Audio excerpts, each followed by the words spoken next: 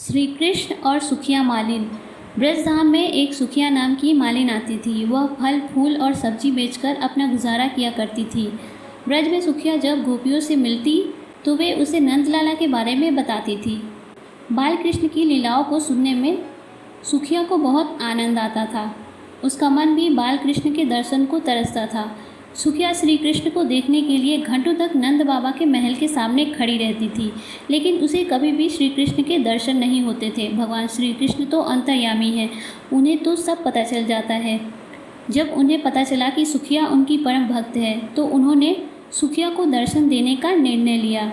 अगले दिन सुखिया ने नंद महल के सामने आवाज़ दी, फल ले लो फल। सुखिया की आवाज़ सुनकर श्री कृष्ण दौड़े चले आए। नंदलाल को अपने सामने देखकर सुखिया की खुशी का ठिकाना न रहा। सुखिया ने नन्हे कृष्ण को बहुत से फल दे दिए। फल की कीमत चुकाने के लिए श्री कृष्ण बार बार महल के अंदर जाते और मुट्ठी में अनाज लाने की कोशिश करते, लेकिन सारा अनाज रास्ते में ही बिखर जाता। सुखिया को भगवान श्री कृष्ण 2-4 दाने ही दे पाए। सुखिया के मन में इस बात का कोई मलाल न था। वह तो बहुत खुश थी कि आज उसने अपने हाथों से भगवान को फल दिए और उन्होंने वे फल खाए। सुखिया मुस्कुराती हुई अपने घर पहुंची। उसकी फल की टोकरी खाली थी, क्योंकि वे सारे फल श्री कृष्ण को दे आई थी। घर जाकर उसने टोकरी अपने सिर से उतारी तो पाया कि उसकी टोकरी हीरे जवाहरात से भरी हुई है।